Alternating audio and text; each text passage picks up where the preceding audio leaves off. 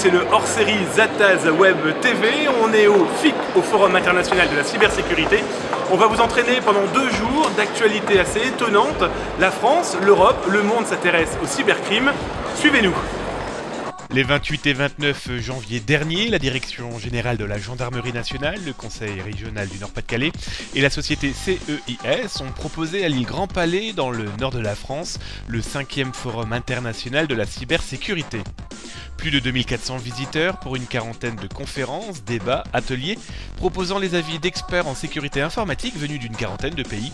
Parmi les visiteurs de marque, le ministre de l'Intérieur, Manuel Valls, ou encore Fleur Pellerin, la ministre de l'économie numérique. L'occasion de découvrir sur l'espace entreprise du matériel de sécurité informatique, comme ce téléphone mobile avec voix et SMS chiffrés, ou encore ce disque dur inviolable de la marque Bull. Parmi les autres nouveautés, des gadgets à la sauce James Bond pour faire parler les petits secrets des ordinateurs et autres téléphones portables, du matériel utilisé par les enquêteurs du numérique comme les NTech, les gendarmes du cyberespace. La mallette dédiée au mobile est capable de craquer le moindre secret d'un smartphone. Et le portable, justement, il en a été question avec une très sympathique démonstration effectuée par les étudiants d'Epitech. Souvenez-vous, dans Zataz Web TV numéro 2, nous vous parlions d'un QR code piégé, caché dans le métro parisien. Et bien lors du FIC 2013, les étudiants de l'école d'informatique ont fait pareil, en moins agressif. Explication d'Arnaud Bossard d'Epitech Security Lab. Les gens se sécurisent mal. Les droits sont demandés, les gens ont accepté les droits, point final. Alors, ce qui veut dire qu'aujourd'hui, il est tout à fait possible de voler tout et n'importe quoi avec un simple flashcode, un téléphone et une affichette. Absolument, c'est au bon vouloir de l'utilisateur qui accepte des droits qui sont forcément quelquefois exagérés, il les accepte et donc il perd ses données. Alors c'est quand même fou de faire une telle démonstration et de se rendre compte que même dans un salon de sécurité informatique, les gens font pas attention. Mais ça peut arriver, hein. Il ne faut pas s'étonner, moi ça ne m'étonne pas. La quantité me surprend, mais là, je me doutais que ça arriverait. Près d'une centaine de personnes ont été piégées sur les 2 jours. C'est une étonnante pêche, sans conséquence heureusement, mais révélatrice. Parmi les autres découvertes, ce dongle capable de pirater la fibre optique, ou encore un logiciel baptisé Seeker de la société Quotium Technologies, un outil d'audit capable de trouver et de tester des failles automatiquement afin de les corriger. Explication d'Arnaud Deletin de Quotium Technologies. Seeker, c'est un analyseur dynamique de code.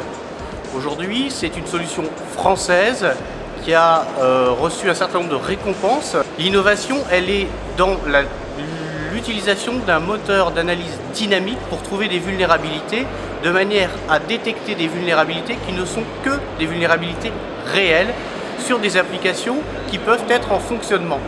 Ça fonctionne par un algorithme qui permet, sur une application qui est en fonctionnement, de détecter des vulnérabilités applicatives existantes.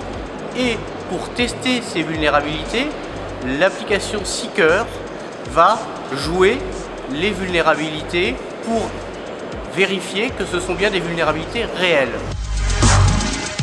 Ce 5e Forum international de la cybersécurité a permis de rencontrer de nombreux experts venus des 4 coins de la planète, à l'image de Boris Charov, le patron de Dr Web, un éditeur d'antivirus venu de Russie. Nous lui avons posé la question: pourquoi les pirates étaient-ils si compliqués à attraper? Je peux dire que c'est pas si facile que ça. Travailler dans ce milieu, c'est utiliser toute occasion que ces gens-là nous donnent. C'est de profiter de n'importe quelle faiblesse, de n'importe quel signe de quelque chose qui permettrait d'en savoir plus. Et en même temps, il y a aussi un grand support pour nous, c'est Internet, le Google, parce que parfois, et il faut dire que c'est la plupart des délinquants sur le web, ils ne se soucient pas trop de leur sécurité.